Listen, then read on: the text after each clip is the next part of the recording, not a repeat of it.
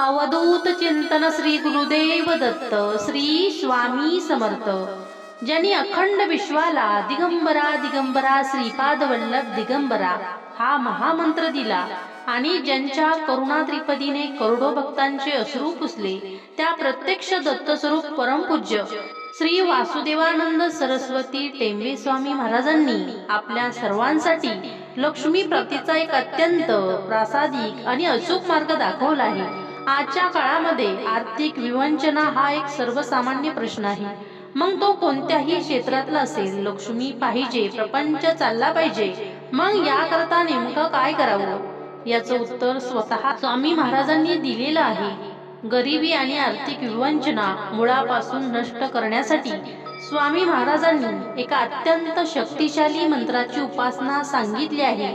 हा महामंत्र असा आहे: ओम श्रीं श्रिये नमः श्रीमत् सौभाग्य जननीं सौमी लक्ष्मीं सनातनीं सर्व काम फलाप्राप्ती साधनेक सुखावहं। म्हणजे सर्व सौभाग्याला जन्म देणाऱ्या भक्तांच्या सर्व मनोकामना पूर्ण करून परम सुख देणाऱ्या सनातन श्री लक्ष्मी देवीला मी मनपूर्वक प्रणाम करतो।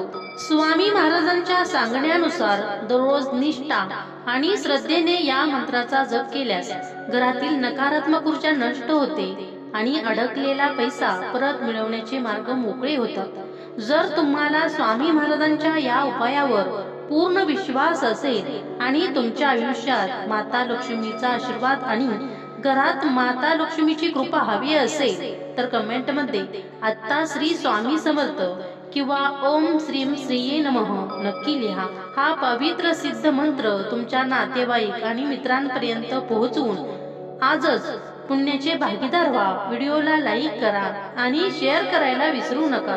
कोणाचे तरी भले केल्याने स्वामींचे आशीर्वाद आपल्यालाच मिळतात। अशाच अत्यंत सोप्या आणि प्रभावशाली धार्मिक उपायांसाठी आपल्या चॅनलला आता सबस्क्राईब करा आणि बेल आयकॉन दाबायला विसरू नका। आता शांत चित्ताने डोळे मिटून हा महामंत्र 108 वेळा श्रवण करा आणि माता लक्ष्मीचा आशीर्वाद घ्या। ओम श्रीं श्रिये नमः श्रीमत् सौभाग्य जननीं सौमी लक्ष्मीं सनातनीं सर्व काम फलाप्ती साधनेक सुखावहम्। ओम श्रीं श्रिये नमः श्रीमत् सौभाग्य जननीं सौमी लक्ष्मीं सनातनीं सर्व काम फलाप्ती साधनेक सुखावहम्। ओम श्रीं श्रिये नमः श्रीमत् सौभाग्य जननीं सौमी लक्ष्मीं सनातनीं सर्व काम फलाप्ती साधनेक सुखावहम्। ओम श्रीं श्रिये नमः श्रीमत् सौभाग्य जननीं सौमी लक्ष्मीं सनातनीं सर्व काम फलाप्ती साधनेक सुखावहम्। ओम श्रीं श्रिये नमः श्रीमत् सौभाग्य जननीं सौमी लक्ष्मीं सनातनीं सर्व काम फलाप्ती साधनेक सुखावहम्। ओम श्रीं श्रिये नमः श्रीमत् सौभाग्य जननीं सौमी लक्ष्मीं सनातनीं सर्व काम फलाप्ती साधनेक सुखावहम्। ओम श्रीं श्रिये नमः श्रीमत् सौभाग्य जननीं सौमी लक्ष्मीं सनातनीं सर्व काम फलाप्ती साधनेक सुखावहम्। ओम श्रीं श्रिये नमः श्रीमत् सौभाग्य जननीं सौमी लक्ष्मीं सनातनीं सर्व काम फलाप्ती साधनेक सुखावहम्। ओम श्रीं श्रिये नमः श्रीमत् सौभाग्य जननीं सौमी लक्ष्मीं सनातनीं सर्व काम फलाप्ती साधनेक सुखावहम्। ओम श्रीं श्रिये नमः श्रीमत् सौभाग्य जननीं सौमी लक्ष्मीं सनातनीं सर्व काम फलाप्ती साधनेक सुखावहम्। ओम श्रीं श्रिये नमः श्रीमत् सौभाग्य जननीं सौमी लक्ष्मीं सनातनीं सर्वकामफलावाप्ति साधनेक सुखावहम्। ॐ श्रीं श्रिये नमः। श्रीमत्सौभाग्यजननीं सौमी लक्ष्मीं सनातनीं सर्वकामफलावाप्ति साधनेक सुखावहम्। ॐ श्रीं श्रिये नमः। श्रीमत्सौभाग्यजननीं सौमी लक्ष्मीं सनातनीं सर्वकामफलावाप्ति साधनेक सुखावहम्। ॐ श्रीं श्रिये नमः। श्रीमत्सौभाग्यजननीं सौमी लक्ष्मीं सनातनीं सर्वकामफलावाप्ति साधनेक सुखावहम्। ॐ श्रीं श्रिये नमः। श्रीमत्सौभाग्यजननीं सौमी लक्ष्मीं सनातनीं सर्वकामफलावाप्ति साधनेक सुखावहम्। ॐ श्रीं श्रिये नमः। श्रीमत्सौभाग्यजननीं सौमी लक्ष्मीं सनातनीं सर्वकामफलावाप्ति साधनेक सुखावहम्। ॐ श्रीं श्रिये नमः। श्रीमत्सौभाग्यजननीं सौमी लक्ष्मीं सनातनीं सर्वकामफलावाप्ति साधनेक सुखावहम्। ॐ श्रीं श्रिये नमः। श्रीमत्सौभाग्यजननीं सौमी लक्ष्मीं सनातनीं सर्वकामफलावाप्ति साधनेक सुखावहम्। ॐ श्रीं श्रिये नमः। श्रीमत्सौभाग्यजननीं सौमी लक्ष्मीं सनातनीं सर्वकामफलावाप्ति साधनेक सुखावहम्। ॐ श्रीं श्रिये नमः। श्रीमत्सौभाग्यजननीं सौमी लक्ष्मीं सनातनीं सर्वकामफलावाप्ति साधनेक सुखावहम्।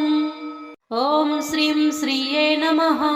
श्रीमत्सौभाग्यजननीं सौमी लक्ष्मीं सनातनीं सर्वकामफलावाप्ति साधनेक सुखावहम्। ॐ श्रीं श्रिये नमः। श्रीमत्सौभाग्यजननीं सौमी लक्ष्मीं सनातनीं सर्वकामफलावाप्ति साधनेक सुखावहम्। ॐ श्रीं श्रिये नमः। श्रीमत्सौभाग्यजननीं सौमी लक्ष्मीं सनातनीं सर्वकामफलावाप्ति साधनेक सुखावहम्। ॐ श्रीं श्रिये नमः। श्रीमत्सौभाग्यजननीं सौमी लक्ष्मीं सनातनीं सर्वकामफलावाप्ति साधनेक सुखावहम्। ॐ श्रीं श्रिये नमः। श्रीमत्सौभाग्यजननीं सौमी लक्ष्मीं सनातनीं सर्वकामफलावाप्ति साधनेक सुखावहम्। ॐ श्रीं श्रिये नमः। श्रीमत्सौभाग्यजननीं सौमी लक्ष्मीं सनातनीं सर्वकामफलावाप्ति साधनेक सुखावहम्। ॐ श्रीं श्रिये नमः। श्रीमत्सौभाग्यजननीं सौमी लक्ष्मीं सनातनीं सर्वकामफलावाप्ति साधनेक सुखावहम्। ॐ श्रीं श्रिये नमः। श्रीमत्सौभाग्यजननीं सौमी लक्ष्मीं सनातनीं सर्वकामफलावाप्ति साधनेक सुखावहम्। ॐ श्रीं श्रिये नमः। श्रीमत्सौभाग्यजननीं सौमी लक्ष्मीं सनातनीं सर्वकामफलावाप्ति साधनेक सुखावहम्। ॐ श्रीं श्रिये नमः। श्रीमत्सौभाग्यजननीं सौमी लक्ष्मीं सनातनीं सर्वकामफलावाप्ति साधनेक सुखावहम्। ॐ श्रीं श्रिये नमः। श्रीमत्सौभाग्यजननीं सौमी लक्ष्मीं सनातनीं सर्वकामफलावाप्ति साधनेकसुखावहम्। ॐ श्रीं श्रिये नमः। श्रीमत्सौभाग्यजननीं सौमी लक्ष्मीं सनातनीं सर्वकामफलावाप्ति साधनेकसुखावहम्। ॐ श्रीं श्रिये नमः। श्रीमत्सौभाग्यजननीं सौमी लक्ष्मीं सनातनीं सर्वकामफलावाप्ति साधनेकसुखावहम्। ॐ श्रीं श्रिये नमः। श्रीमत्सौभाग्यजननीं सौमी लक्ष्मीं सनातनीं सर्वकामफलावाप्ति साधनेकसुखावहम्। ॐ श्रीं श्रिये नमः। श्रीमत्सौभाग्यजननीं सौमी लक्ष्मीं सनातनीं सर्वकामफलावाप्ति साधनेकसुखावहम्। ॐ श्रीं श्रिये नमः। श्रीमत्सौभाग्यजननीं सौमी लक्ष्मीं सनातनीं सर्वकामफलावाप्ति साधनेकसुखावहम्। ॐ श्रीं श्रिये नमः। श्रीमत्सौभाग्यजननीं सौमी लक्ष्मीं सनातनीं सर्वकामफलावाप्ति साधनेकसुखावहम्। ॐ श्रीं श्रिये नमः। श्रीमत्सौभाग्यजननीं सौमी लक्ष्मीं सनातनीं सर्वकामफलावाप्ति साधनेकसुखावहम्। ॐ श्रीं श्रिये नमः। श्रीमत्सौभाग्यजननीं सौमी लक्ष्मीं सनातनीं सर्वकामफलावाप्ति साधनेकसुखावहम्। ॐ श्रीं श्रिये नमः। श्रीमत्सौभाग्यजननीं सौमी लक्ष्मीं सनातनीं सर्वकामफलावाप्ति साधनेकसुखावहम्। ॐ श्रीं श्रिये नमः। श्रीमत्सौभाग्यजननीं सौमी लक्ष्मीं सनातनीं सर्वकामफलावाप्ति साधनेकसुखावहम्। ॐ श्रीं श्रिये नमः। श्रीमत्सौभाग्यजननीं सौमी लक्ष्मीं सनातनीं सर्वकामफलावाप्ति साधनेकसुखावहम्। ॐ श्रीं श्रिये नमः। श्रीमत्सौभाग्यजननीं सौमी लक्ष्मीं सनातनीं सर्वकामफलावाप्ति साधनेकसुखावहम्। ॐ श्रीं श्रिये नमः। श्रीमत्सौभाग्यजननीं सौमी लक्ष्मीं सनातनीं सर्वकामफलावाप्ति साधनेकसुखावहम्। ॐ श्रीं श्रिये नमः।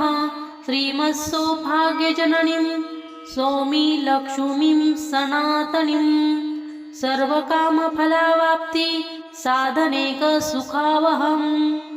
ॐ श्रीं श्रिये नमः। श्रीमत्सौभाग्यजननीं सौमी लक्ष्मीं सनातनीं सर्वकामफलावाप्ति साधनेकसुखावहम्। ॐ श्रीं श्रिये नमः।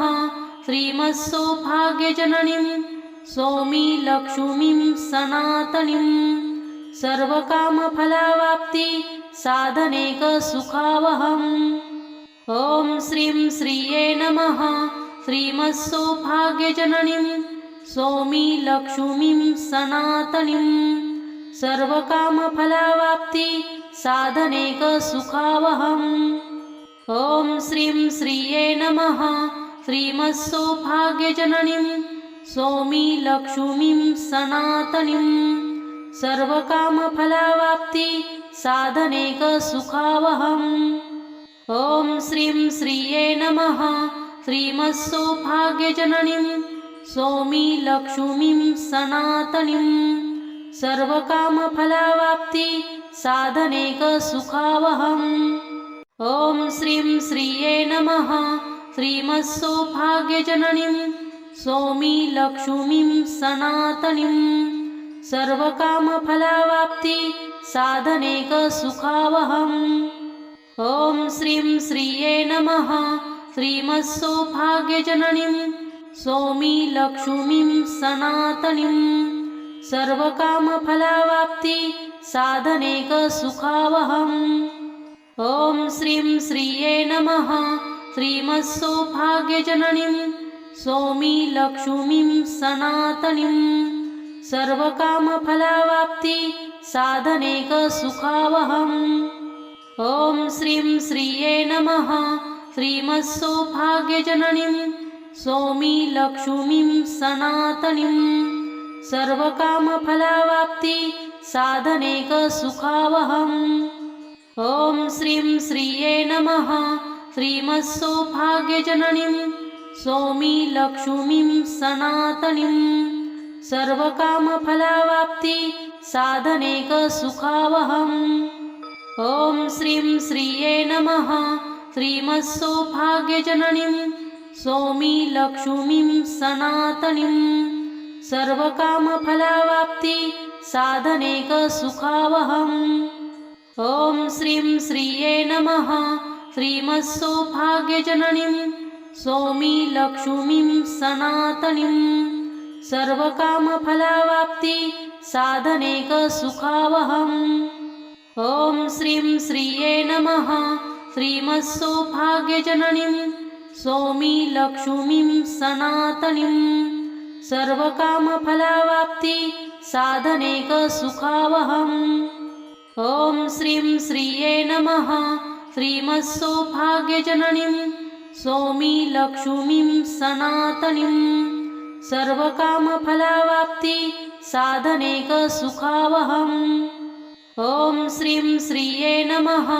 श्रीमत्सौभाग्यजननीं सौमी लक्ष्मीं सनातनीं सर्वकामफलावाप्ति साधनेकसुखावहम्। ॐ श्रीं श्रिये नमः। श्रीमत्सौभाग्यजननीं सौमी लक्ष्मीं सनातनीं सर्वकामफलावाप्ति साधनेकसुखावहम्। ॐ श्रीं श्रिये नमः। श्रीमत्सौभाग्यजननीं सौमी लक्ष्मीं सनातनीं सर्वकामफलावाप्ति साधनेकसुखावहम्।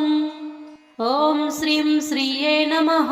श्रीमत्सौभाग्यजननीं सौमी लक्ष्मीं सनातनीं सर्वकामफलावाप्ति साधनेकसुखावहम्।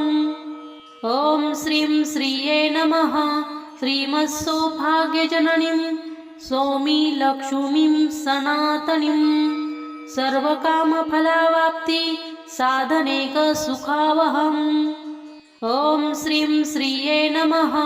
श्रीमत्सौभाग्यजननीं सौमी लक्ष्मीं सनातनीं सर्वकामफलावाप्ति साधनेकसुखावहम्। ॐ श्रीं श्रिये नमः।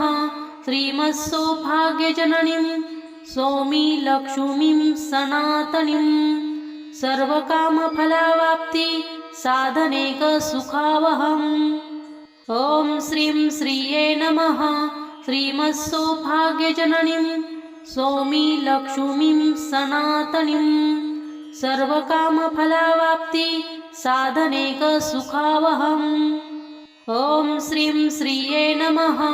श्रीमत्सौभाग्यजननीं सौमी लक्ष्मीं सनातनीं सर्वकामफलावाप्ति साधनेकसुखावहम्। ॐ श्रीं श्रिये नमः। श्रीमत्सौभाग्यजननीं सौमी लक्ष्मीं सनातनीं सर्वकामफलावाप्ति साधनेकसुखावहम्। ॐ श्रीं श्रिये नमः। श्रीमत्सौभाग्यजननीं सौमी लक्ष्मीं सनातनीं सर्वकामफलावाप्ति साधनेकसुखावहम्। ॐ श्रीं श्रिये नमः। श्रीमत्सौभाग्यजननीं सौमी लक्ष्मीं सनातनीं सर्वकामफलावाप्ति साधनेकसुखावहम्। ॐ श्रीं श्रिये नमः। श्रीमत्सौभाग्यजननीं सौमी लक्ष्मीं सनातनीं सर्वकामफलावाप्ति साधनेकसुखावहम्। ॐ श्रीं श्रिये नमः। श्रीमत्सौभाग्यजननीं सौमी लक्ष्मीं सनातनीं सर्वकामफलावाप्ति साधनेकसुखावहम्। ॐ श्रीं श्रिये नमः। श्रीमत्सौभाग्यजननीं सौमी लक्ष्मीं सनातनीं सर्वकामफलावाप्ति साधनेकसुखावहम्। ॐ श्रीं श्रिये नमः। श्रीमत्सौभाग्यजननीं सौमी लक्ष्मीं सनातनीं सर्वकामफलावाप्ति साधनेकसुखावहम्। ॐ श्रीं श्रिये नमः। श्रीमत्सौभाग्यजननीं सौमी लक्ष्मीं सनातनीं सर्वकामफलावाप्ति साधनेकसुखावहम्। ॐ श्रीं श्रिये नमः। श्रीमत्सौभाग्यजननीं सौमी लक्ष्मीं सनातनीं सर्वकामफलावाप्ति साधनेकसुखावहम्। ॐ श्रीं श्रिये नमः। श्रीमत्सौभाग्यजननीं सौमी लक्ष्मीं सनातनीं सर्वकामफलावाप्ति साधनेकसुखावहम्। ॐ श्रीं श्रिये नमः। श्रीमत्सौभाग्यजननीं सौमी लक्ष्मीं सनातनीं सर्वकामफलावाप्ति साधनेकसुखावहम्। ॐ श्रीं श्रिये नमः। श्रीमत्सौभाग्यजननीं सौमी लक्ष्मीं सनातनीं सर्वकामफलावाप्ति साधनेकसुखावहम्। ॐ श्रीं श्रिये नमः। श्रीमत्सौभाग्यजननीं सौमी लक्ष्मीं सनातनीं सर्वकामफलावाप्ति साधनेकसुखावहम्। ॐ श्रीं श्रिये नमः।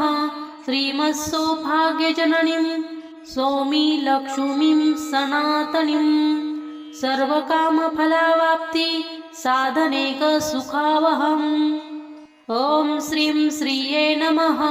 श्रीमत्सौभाग्यजननीं सौमी लक्ष्मीं सनातनीं सर्वकामफलावाप्ति साधनेकसुखावहम्। ॐ श्रीं श्रिये नमः। श्रीमत्सौभाग्यजननीं सौमी लक्ष्मीं सनातनीं सर्वकामफलावाप्ति साधनेकसुखावहम्। ॐ श्रीं श्रिये नमः।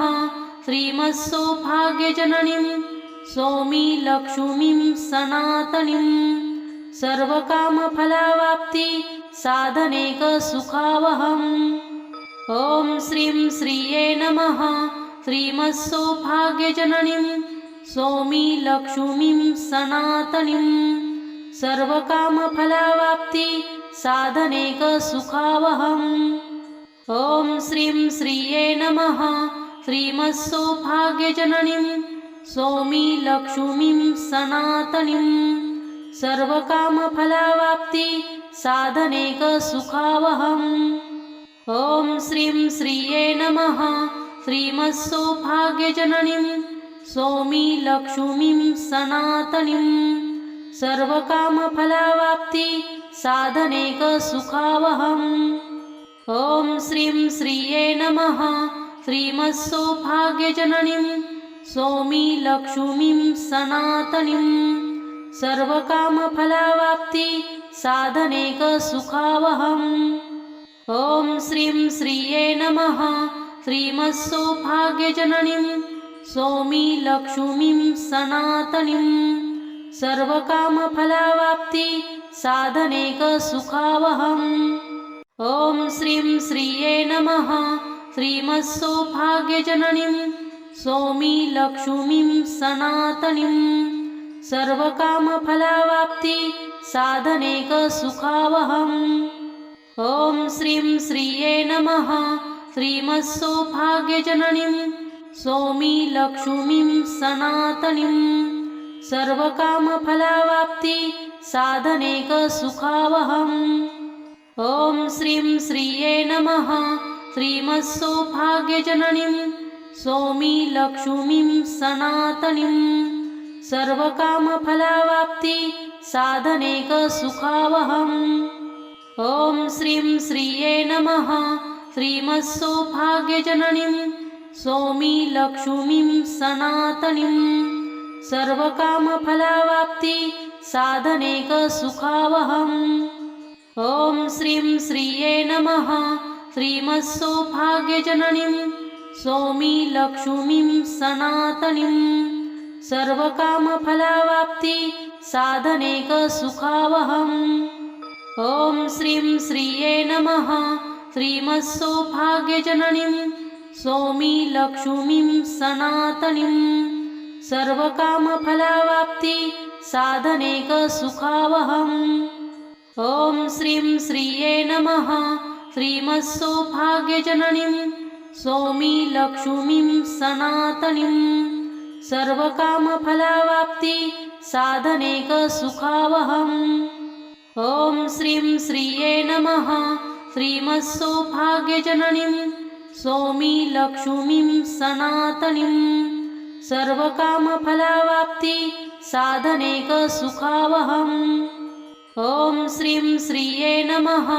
श्रीमत्सौभाग्यजननीं सौमी लक्ष्मीं सनातनीं सर्वकामफलावाप्ति साधनेक सुखावहम्। ॐ श्रीं श्रिये नमः। श्रीमत्सौभाग्यजननीं सौमी लक्ष्मीं सनातनीं सर्वकामफलावाप्ति साधनेक सुखावहम्। ॐ श्रीं श्रिये नमः। श्रीमत्सौभाग्यजननीं सौमी लक्ष्मीं सनातनीं सर्वकामफलावाप्ति साधनेक सुखावहम्। ॐ श्रीं श्रिये नमः। श्रीमत्सौभाग्यजननीं सौमी लक्ष्मीं सनातनीं सर्वकामफलावाप्ति साधनेक सुखावहम्। ॐ श्रीं श्रिये नमः।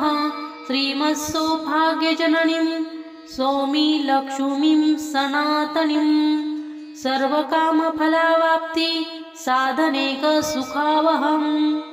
ॐ श्रीं श्रिये नमः। श्रीमत्सौभाग्यजननीं सौमी लक्ष्मीं सनातनीं सर्वकामफलावाप्ति साधनेक सुखावहम्। ॐ श्रीं श्रिये नमः। श्रीमत्सौभाग्यजननीं सौमी लक्ष्मीं सनातनीं सर्वकामफलावाप्ति साधनेक सुखावहम्। ॐ श्रीं श्रिये नमः।